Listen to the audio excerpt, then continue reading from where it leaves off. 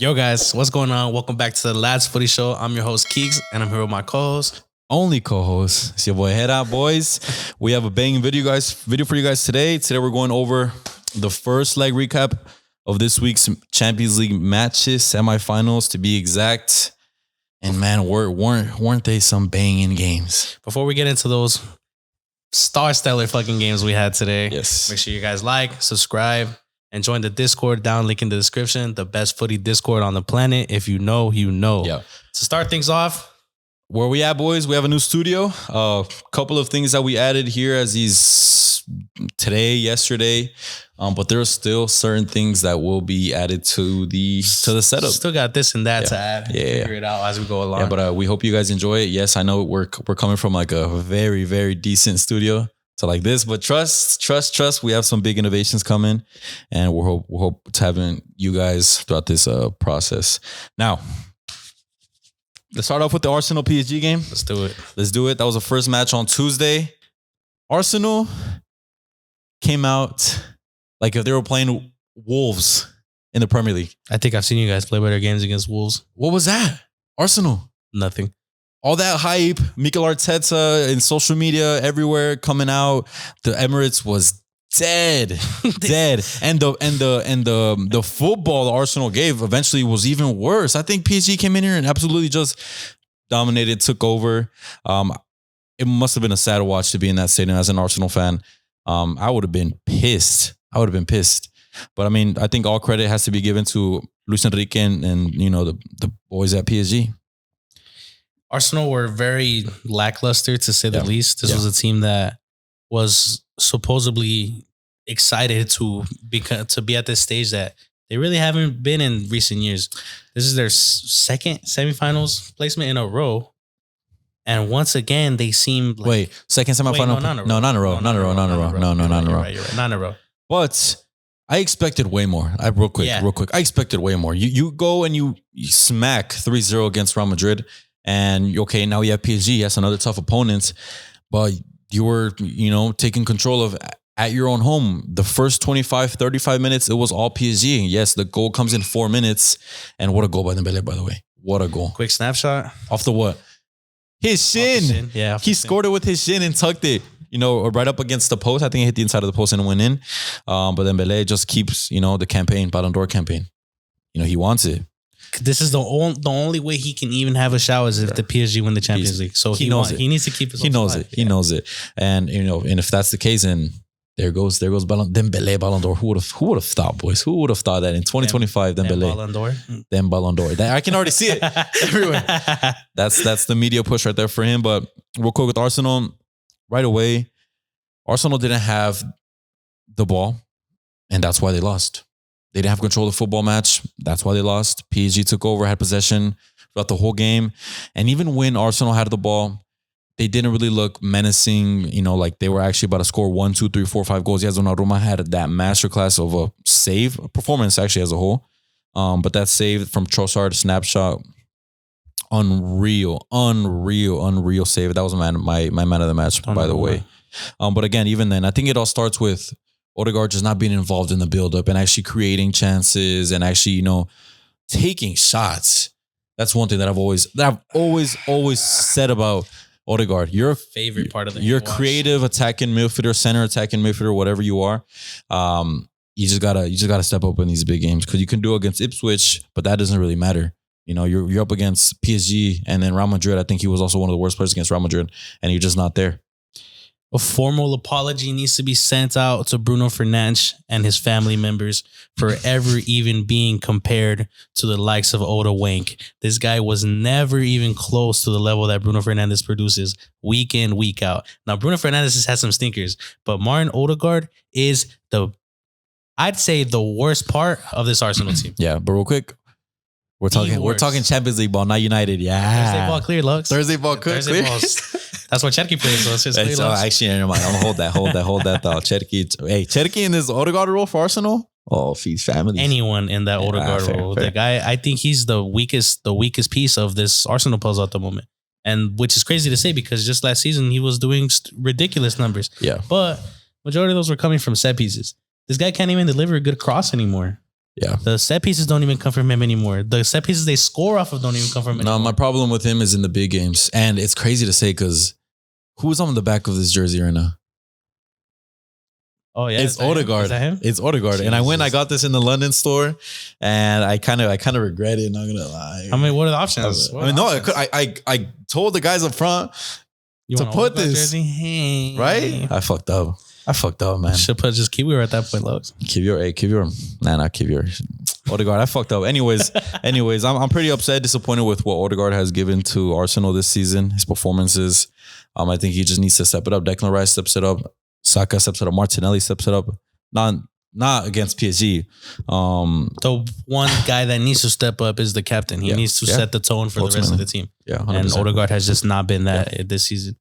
Now on the PSG side, again, they just keep to show and continue, and they continue and they show and they show and they show that the depth that they have actually does something towards what they aim for is to win matches, and the goals that they score. It's every other game a different player. Even the goals that they concede away it's never really completely them getting outclassed. It's them losing the ball in a silly spot of the field, and then them never losing the ball in that specific spot the entire rest of the 90 minutes. Right. It's mistakes that they adapt and improvise off of immediately. These guys are so quick to recover and adapt to anything that is getting thrown their way. Luis Enrique has his team bossing all of Europe at the moment, and it seems like there's really only one team that can stop them, if they can even stop them, and that's more than likely FC Barcelona. Yeah, I agree with you. And PSG, it's this is their year for them. Crazy to say because PSG, like we all know, had Messi, Mbappe, Neymar, and one year they lost one year they lost the other, and then they end up losing Mbappe, and now everyone's thinking, okay, PSG pretty much doesn't have the roster that they had previously years, and with the years previously, they had the roster and the names, and they weren't able to capitalize and actually eventually end up winning a Champions League. Come this season, those names are out. The new Champions League formats. And I don't know if you remember, but earlier in the season, when the schedule came out and we saw PSG's upcoming matches and fixtures and their stacked schedule, everyone was counting off PSG immediately. And now what? They're possibly, at least I would say, 1 foot into the Champions League final. But it's like how quick things really just go and change. And like when people count you off as last one, like you really turn up. They should have won that one against Bayern, man. Mbappe fucking sold us a dream, man. That was Neymar's second UCL, bro. That was Vinny versus Neymar would have never even gone close to debate as it was ever, man. Oh my God. Mbappe has blood on his hands. Oh yeah. And he's already 26, 7. He's left to Madrid to win Champions League titles with. Yeah. But that's for a different discussion. And now that the team that is solely more than likely one of the biggest favorites and have been one of the biggest powerhouse teams this entire season have been looking like they never ever needed Mbappe. It seems like Mbappe leaving was the step that they needed to take in order to succeed. Which is again insane. It sounds crazy. It sounds crazy. It sounds crazy to say. And it's not completely throwing Mbappe out of the water because there's no doubt in my mind he'll go and win a Champions League with Madrid. The team is just too stacked. They have too much money. Maybe he's just not meant to win. If he has that Harry Kane type of curse, that'd be some shit. But that would be some shit. I don't see him not winning a Champions League. What I love most about this PSG team is the fact that they don't really play with the striker, with a set 9. It's just free roam and vibes. And again, when you have the likes of Kvaratskhelia, Ousmane Dembélé, Desiree Doué, Barcola, none of them are really set in position, like set in stone. Oh, you're only a left winger. Oh, you're only a striker. Oh, you're only a right winger. They alternate, they rotate. I think Kvara might be the most natural one. He's a very natural left winger. Yeah, okay. Fair. Might be, if you want to put him in that category, because he can definitely do it on the right side. He can definitely do it in the 10. He can definitely drop back and play a little deeper. Yeah, I can see that. But the thing is, when Doué for this case was on the left side for the second half or whatever, I love Doué. Kvara's on the right side, and he's still cutting in, chopping in. I saw a very good performance from Kvara against Liverpool on the right side. And that was one performance I was like, holy, okay, this guy, again, the whole front line, even the backups, man, they can play across everywhere. And that's what I love about Luis Enrique's creativity, the fluidity between these certain players. And it's not a system. Not really. Not a set system where it's okay. Nah. It's really individualism and like such a free flow. It's such a free flowing style of play where attacking play. It really depends on the players' decisions and how they want to play as a unit. And obviously PSG do that more than enough every single time. The amount of times they can go from their center or from their left back to Nuno Mendes to passing and passing and passing and passing and getting it all the way to the right hand side where Doué is playing, or all the way to the front where Dembélé is playing. It's beautiful to see, man. PSG have not played ball like this ever. There has to be way more process. You know why though? Enrique, man. You know why? Because previously it was a star. Force the ball to your star, force the ball to the other star, force the ball to the other star. And when they're not on the ball, what do? Sit up top. And now what's the case with Luis Enrique and Dembélé, who's pressing like I've never seen in my life before. Dembélé is chasing CBs down. And even the CBs that are playing the front wide 3, he's chasing them down towards them down wide because he really wants it. He knows that the Ballon d'Or is like close to him. And the Champions League is only key to even getting a sniff of a Ballon d'Or. Exactly. So again, Luis Enrique revived this guy's career comparing to what it was at Barcelona, playing him in that position centrally as a false, whatever he is, false striker, false cam, false winger. I think it's the reason why he's had the numbers and he's been so influential this season for PSG. We can go from Dembélé all the way down to Donnarumma and one by one list why each of these players are top 3 in their position in world football at the moment. It's actually crazy to see how informed everyone is. And I still think that PSG's midfield doesn't get spoken of as much. I think as a whole, they should get spoken of way more. In terms of a midfield 3, not just, did you watch Joao Neves play? Or, did you watch Vitinha? Or did you watch Fabian? No. All 3 of these guys are world class. They are elite. Together. Yes, together. Yeah. But I've seen Fabian do this shit the same thing for Spain. Yeah. And I think Vitinha, Joao Neves or Portuguese. They'll have Bruno Fernandes right in front of them. They'll have just a nasty midfield as they normally do, bro. Real quick, how long do you think we'll go without a Bruno Fernandes bench? Like, I think I'll give it like... That one was unintentional. I'll give it like 2.5 minutes. That one was unintentional. I'll give it like 2.5 minutes, but I agree. I agree with you because, again, these are players who...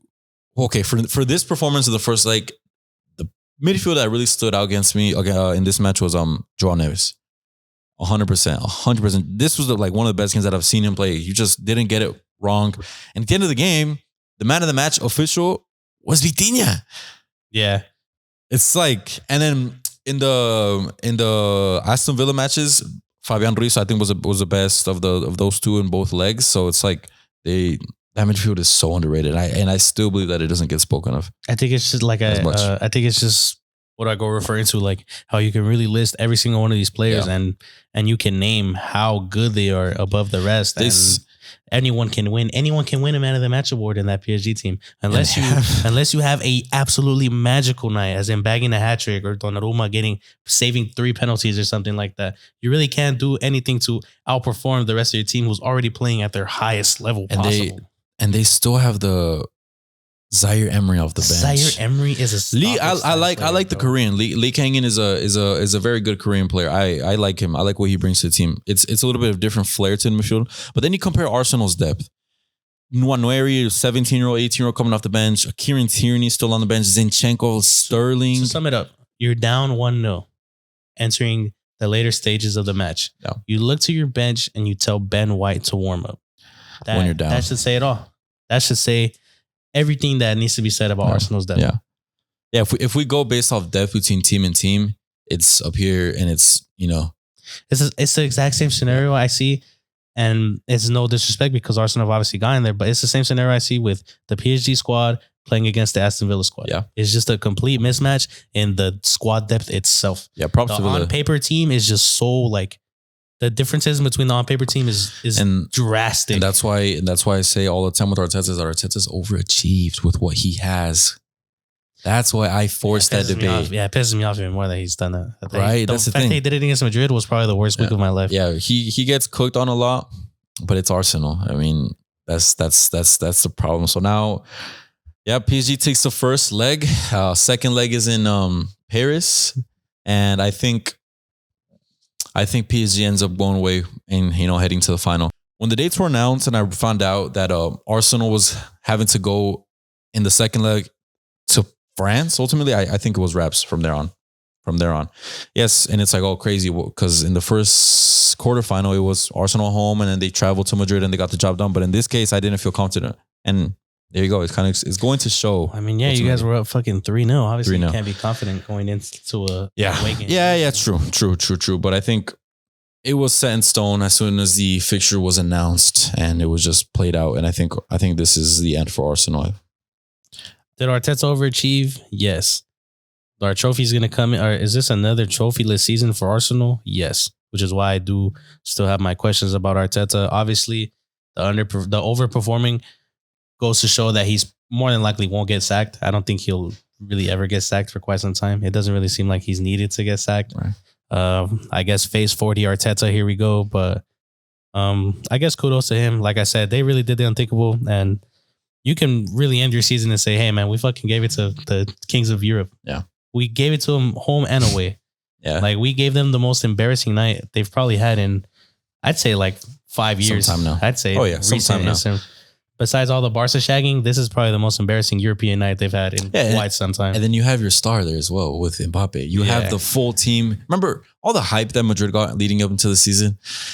To go out like this in the Champions League. If Mbappe lands Madrid. Oh, yes. The world doesn't, or Barcelona doesn't have to get ready. The world has to get ready. I know all of you guys have seen that. I know you guys know what we're talking about. But yes, my second leg prediction, I'm going to go PSG 2-1. I think Arsenal will score this match. I think they're going to be more pressing and, they're going to get a goal one way or the other, but I think it's not enough. If both teams to score wasn't unlocked for the first one, then this one has to, because there's no way Arsenal go goalless at the Parc des Princes. PSG are known to concede here and there. Obviously not a shit ton of goals, but they can definitely get broken through.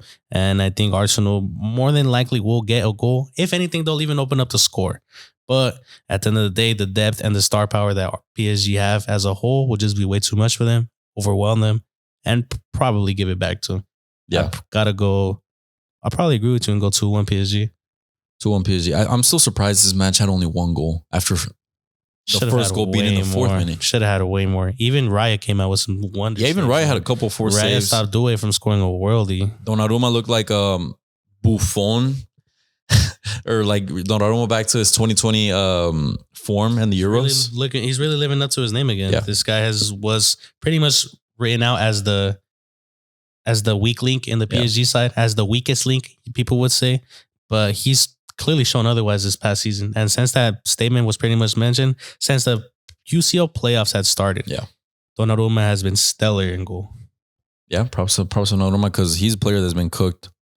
He's a player that's been cooked on big time. Regularly. So Donnarumma back to his best and at the perfect time. What better timing? What better time? When your club is on route for a historical season. Mm-hmm. Next, boys. I really want to talk about this. Probably the match of the season. Of the Champions League season. Champions League season. I mean, with the Barcelona Benfica game as well, but boys, what? This one blew this shit out the water. Yeah, because of the back and forth action. This was peak UCL football. This shit went back straight to 2010, man, when Inter and Barca were running rampant on everyone. This was football heritage, ladies and gentlemen. Barcelona and Inter have a star-studded match that ends in a 3-3 tie, and they're going back to the San Siro with everything still to play for. Your initial thoughts, del primer partido? It's crazy because leading up to this match, I didn't think it was going to be like this. I don't think anyone thought it was going to be 6 goals. But also, there has been a 3-3 scoreline like not too long ago. These two teams have clashed and went up against each other head-to-head, and there's been goals. So for us to to go against it otherwise was kind of nuts. But Inter defensively, as of late, the past 3 matches, they've lost. Barcelona have, they've been having their wins by a margin of 1. So both teams have been kind of struggling, but Barcelona has been getting the job done, but not in a clean fashion. So going up into this match, I thought it was going to be like a very slow paced Barca coming off that win against Real Madrid 3-4 days ago. Just kind of test the waters and see it out. Nada. A goal in 30 seconds by Inter. Inter opened up the score. And what a goal. Marcus Thuram on fire, fam. Dumfries with the assist. Dumfries' first game back, man of the match. He had 1 goal, 2 assists. From right wing back. Or 2 goals, 1 assist. I can't even, let me check. From right wing back. I mean, I'm telling you, that wing back play, 2 goals, 1 assist. Yeah, 2 goals, 1 assist from Denzel Dumfries. Dark arts football is the worst thing you can possibly imagine, but it doesn't go unnoticed. It wins games. It wins you games. At least it almost wins you games, unless you're playing fucking Barcelona, obviously. unless you're playing Barcelona, and that's been the way for Barcelona this season. Yes, score on Barcelona all you want, but Barcelona will score just one more than you. Barcelona will concede, Barcelona will score, Barcelona will go down, Barcelona will tie, Barcelona will outcome and go, make the comeback. The 4 goals, the 6 goals. Oh my gosh, 6 goals. All the goals, wait. 6 goals were insane. All of them. What was your favorite goal? All of them were good goals. Honestly, so there was a cheeky finish within 30 seconds of the match by Thuram. There was a chilena or a scissors kick or overhead kick by Dumfries. There was a dunk set by Dumfries. A solo run by none other than Lamine Yamal. Yamal solo run. I gotta go Marcus Thuram. I've always been a fan of the flick ones, especially when they're first time like that way. I think those are very underappreciated, bro. I'm going to agree with you. The amount of tech you need to provide and to get it on target and to slot it second post, that shit is elite level of finishing, bro. It's the anticipation with timing and then execution. It's everything. It's such a difficult skill to accomplish. That also the ball's not okay. We see those regularly more often or more common when there's shorter passes or the balls are assisted on the ground. This was a cross from quite a distance Dumfries away. Played a looping, a curving, bouncing ball towards Thuram, and he took advantage of it. First time pretty much on the volley. While having a man on you, and that man looking like Ice Spice, like Joe Gomez. There were some great goals. Rafinha's goal or the own goal, whatever. The Rafinha shot was unreal as well. That unluckily came off Summers' back. There's one more Barcelona goal that we're missing. The own goal, Yamal's, and Ferran. Yeah, Ferran. Decent. Pass cross all the way to the back. Good play. It was a really good play. It was a really, really good play between like the goal that I always say that Barcelona score. Yamal picking up the ball, whips it far post to Rafinha, and then back in. And then back in. And that's kind of been the way. And I remember in our preview, our early preview, or like a couple of weeks ago, I was like, okay, how are Barca going to score on this Inter team? When Barcelona up till now have been scoring a lot of goals in far post crosses, when the tallest player, the whole back line is huge regardless. And today it was done. It was done. So yeah, the game was insane though. I think we really got the best from both teams. Inter really showed that they were more than capable of bringing it to Barcelona. Yeah. Barcelona obviously proving what they've been proving all season, that if these guys want goals, they're going to get goals one way or another. But I think we have to break it down to individual performances. And when it comes to Barcelona, I don't think anyone was better than, again, this is crazy to say, but no one was better than the 17-year-old. Lamine Yamal. Again. He dyed his hair and it pissed off the entire fucking old head community, man. They can't stand this kid. He has the ego of Cristiano Ronaldo and he backs it up every single time. He backs it up every single time. And it fuels him.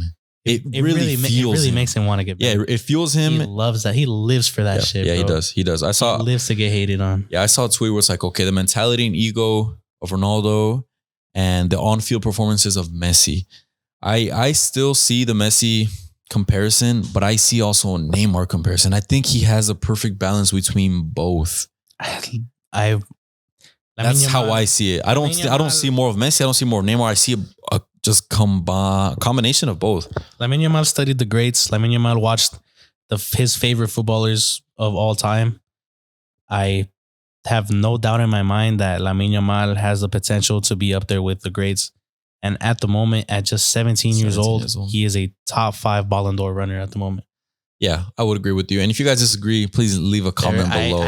You have to give me your top 5 and tell me why Lamine Yamal is not in it, because this guy has proven week in, week out why he is here, why he is playing consistent football at the age of 17, why he has 100 games played for FC Barcelona, one of the biggest clubs on the planet.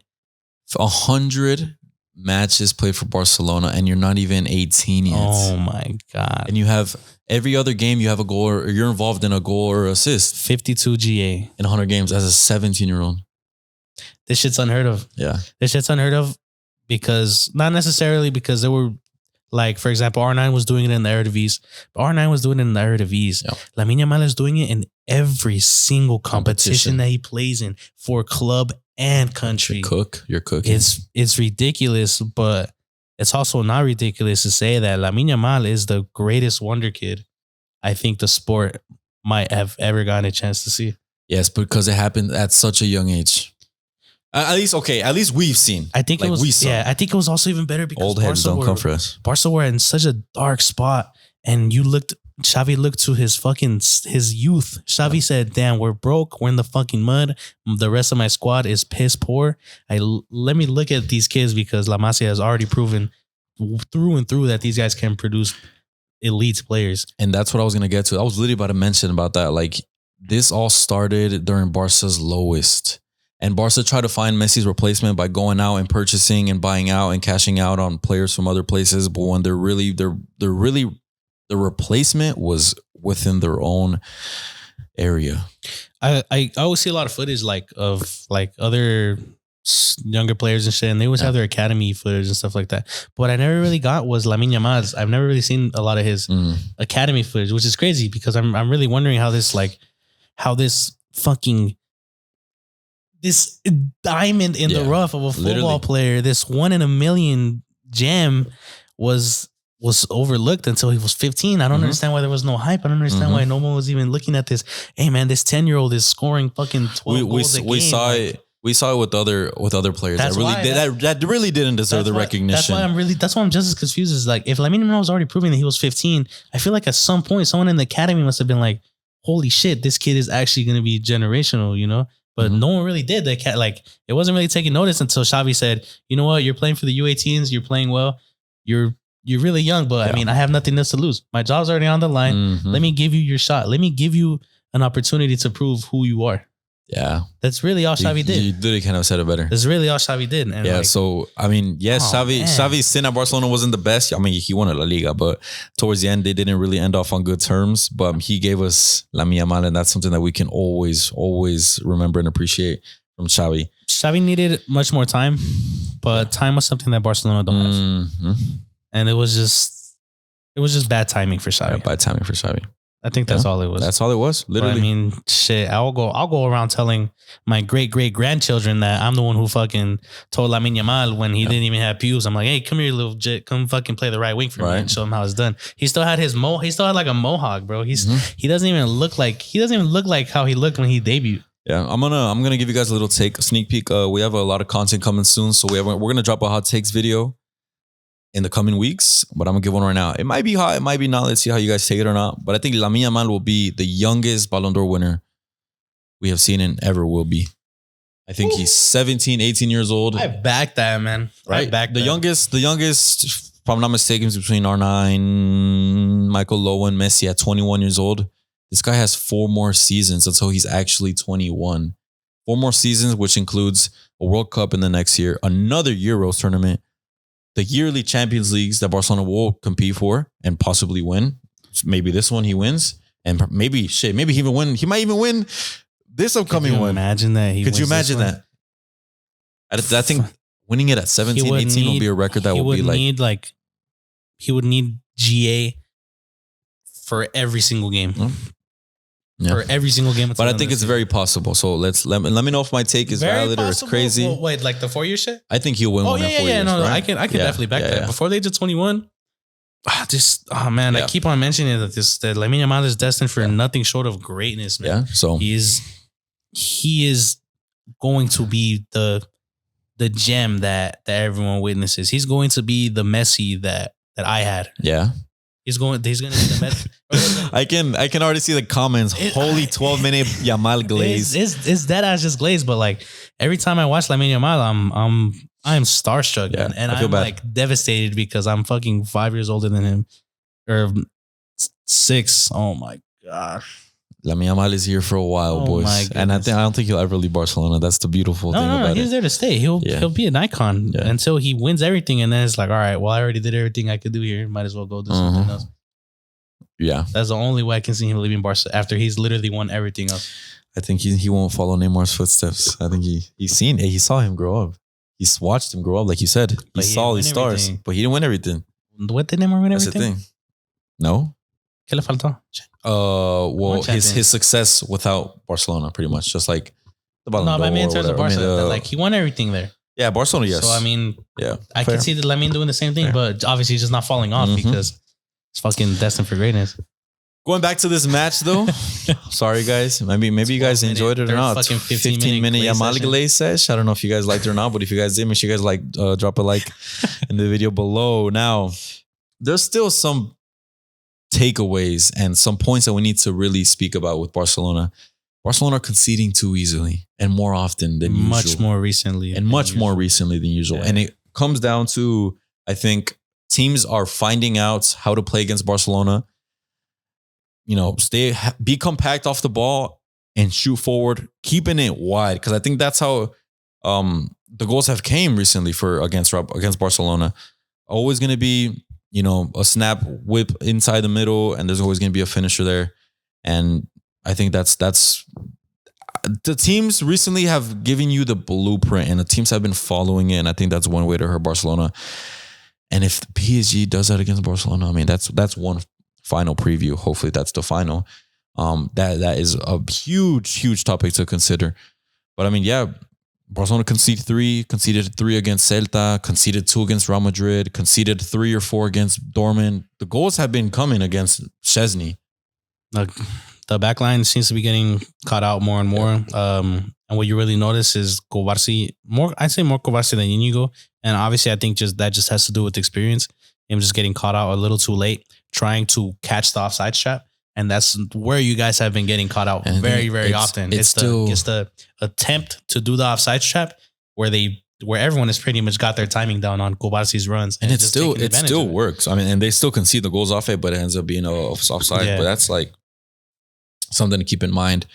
Now, this back line is going to have injuries, and their depth isn't there for the fullbacks. In this case, today we saw Koundé come off with an injury. We don't know how serious it is. It hasn't been 100% confirmed. Gerard, the left back, hasn't been able to fill in for Balde's boots, position, role. He got subbed off early as well at halftime. I think. How long is Balde out? Balde, he won't even be back for the second leg. Oh, yeah? Yeah, that's been confirmed. So he's going to be out. That's going to be a huge miss. So we'll get into that before we get into the prediction. Again, Barcelona are conceding, but they're just scoring. They're scoring, and that's how they're beating their opponents. That high line. It's what Hansi Flick. Hansi Flick had already played before. He now has a more capable backline of doing it. Obviously, like I mentioned, Kovacic is very young, but he does make a lot of those last-chance tackles, and I'd say more times than not, he ends up getting the offside trap done correctly.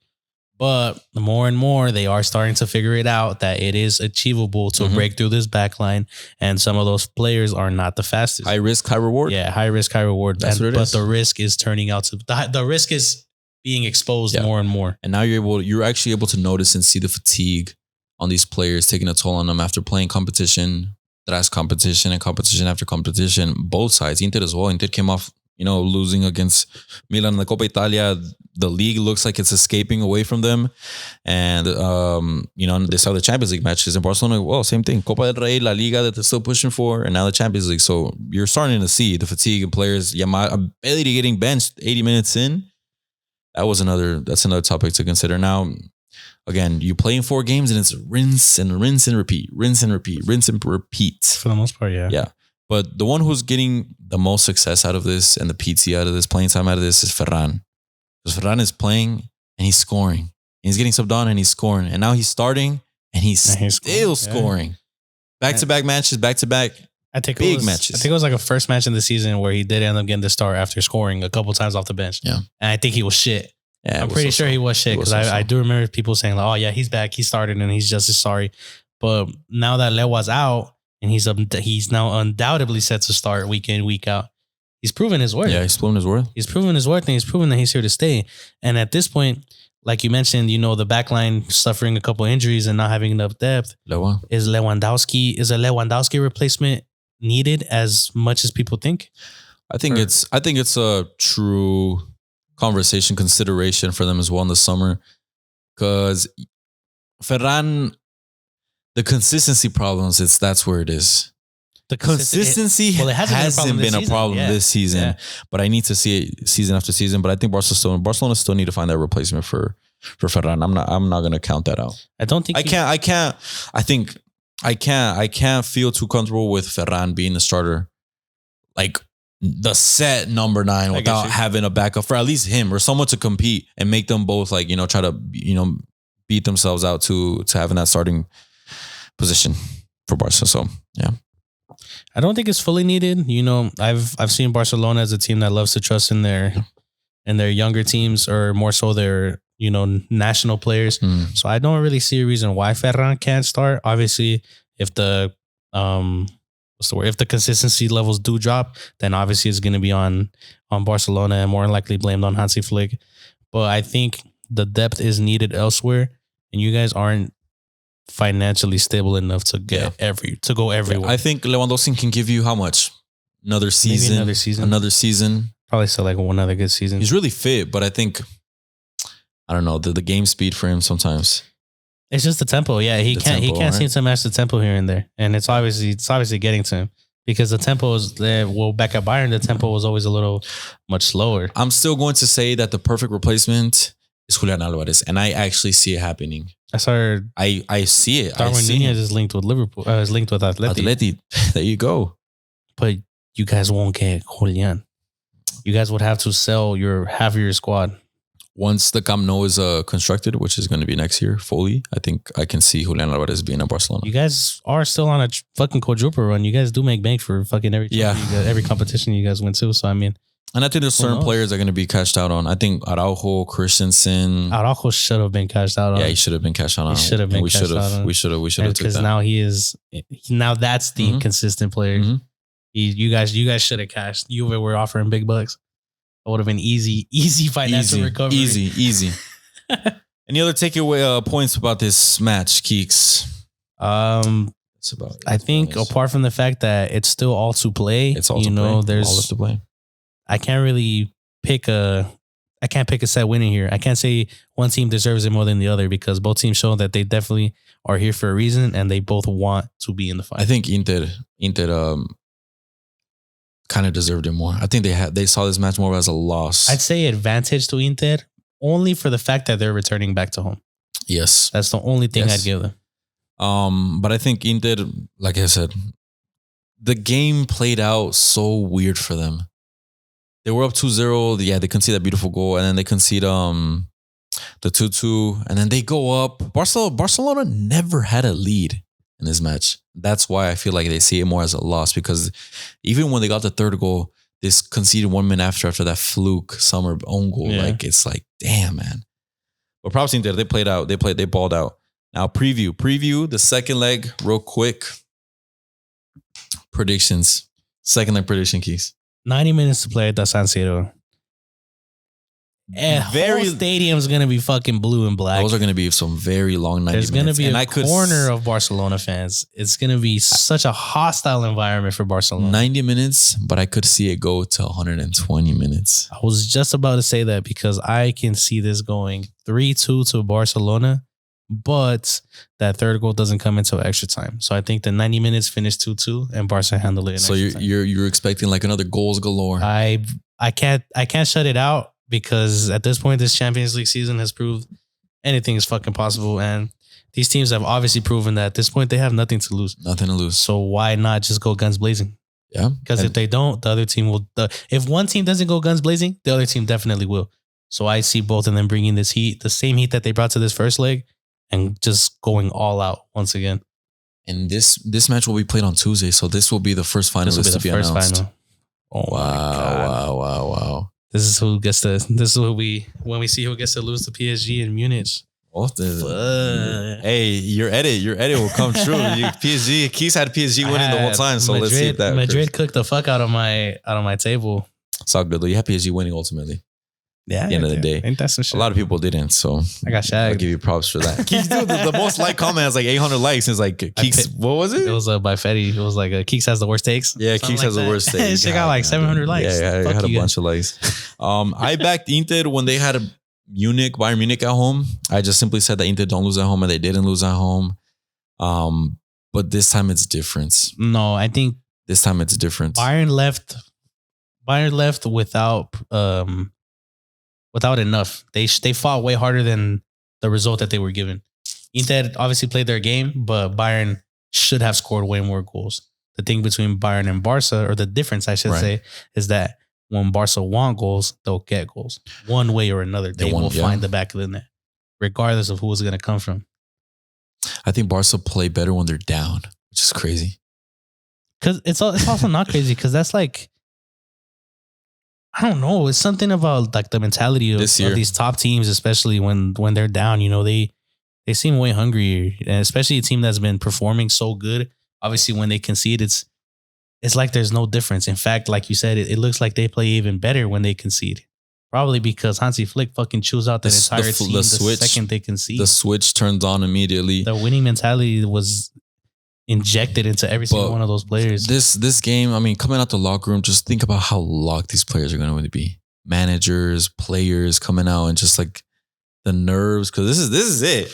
Yeah, and Inter usually is a team that gets the job done when they're away, but now they're at home. Now they're at home and the pressure's on. Do or die, especially they got eliminated Coppa Italia. The Serie A looks like it's gone. This is all Inter has to play for. Inter were on for a treble, and now the UCL looks like the only thing they're playing for. Yeah, smacked up by their biggest fucking rivals again to confirm they don't beat them a single time this season. Yeah. Fucking watched McTominay score a fucking brace to give Napoli advantage. They lost in the 3 league. games in a row this year. While Inter dropped points, and now they're going back at home to 3-3 to a desperate Barca, that's desperate to return back to winning. A team, ways. Barcelona, that really needs it and that really wants it, and this would be the ticket to the Champions League final after how many years? I see another fucking 4 or 5 goals being thrown out, man. I'm gonna predict 2-1 Barcelona. That's also not crazy either. I see more than 2 goals. I see goals from each team, and I really want a late winner. That's why I kind of want extra time to have that feeling. That's God. Yeah, that shit's gonna hit the fan whenever when fucking Çalhanoğlu scores a free kick from 40 yards out and breaks every Barcelona fan's heart. Çalhanoğlu free kick. I see it now. He's gonna score an Olympico friggin' demon on set pieces, bro. So they had another set pieces. But yeah, those are our predictions, boys. 2-1. I have 2-1 for both matches. Actually, I just realized. Yeah, you did. PSG and the Barcelona. PSG versus Barcelona. That is my prediction for the Champions League final. Let's hope it is, and let's hope that's what it is, because that final would feed families. It was one of those main talking points at the start of the playoffs. Who we wanted to see face who. Once the bracket was set, it was confirmed that Barcelona and PSG already had a chance to play each other. It's gotten closer and closer to the fact that they wanted to play each other. At some point, it was looking like a Clásico was even due. Arsenal fucking tore that dream to shreds. PSG have shown no mercy the entire season. They're hungry. They're desperate. They are just as eager as is Barcelona side to win the Champions League trophy. Who needs it more? Barcelona. Inter had their chance in the UCL final. Out of the 4, who do you think needs it more? How about that? Who needs it more out of the 4 semifinalists? Who do you think needs this Champions League the most? It's because you can make a case for every team. Arsenal has never won it. Give me your best case though. What's the one case that you think about and you're like, damn, this is it, the icing on the cake? I mean, PSG has never won it, but PSG have invested year after year, and they have gone. I think they peaked in their investment. Like, okay, and they toned it down. They brought in a proper manager, and it's actually working out from. PSG needed the most. PSG needed the most because what they've came through in the past decade, and coming close. They've gone close. Coming close. Each and every time. And then at some point it was just disappointment after disappointment after disappointment. The same thing happened with Barcelona. At some point these guys were fighting. They were fighting. And then it was disappointment after disappointment after disappointment. I could still say Barcelona because Barcelona is the amount of relief. The amount of relief once the whistle blows. But we'll get into the dang final preview, boys. We'll save that topic and those conversations for finalists at some point. And they blew it. Gave us the sorriest fucking final performance you possibly could have imagined. And they blew it. That's why I don't want to even get in the final. Arsenal have a very injury prone team. If they did this if they had a Mickey Mouse fucking Champions League, I would actually lose my mind. That would be crazy. I wouldn't. If Inter, I don't want Inter. I don't want Inter in the Champions League final. We saw it already. I don't want Arsenal because I don't think they'll have enough to beat Barcelona. I don't want Inter because I don't think they'll have enough to beat PSG. At some point, at the end of the day, it's the best final we can possibly have, and it's more than likely looking like we might have it. It's gonna be Barcelona Inter. Yeah, and I cannot fucking wait. Yeah. So, boys, that was our first leg recap. Let us know if you guys have any thoughts on what we said, something that we missed that we should have maybe said. Drop a comment down below. Make sure you guys have liked and commented, and you guys are subscribed, hopefully. And if you guys aren't, go subscribe below. We have a lot of content coming for you guys soon. Hopefully by then the studio will have some changes and updates. Let's see when that gets done. But hopefully you guys enjoy this video.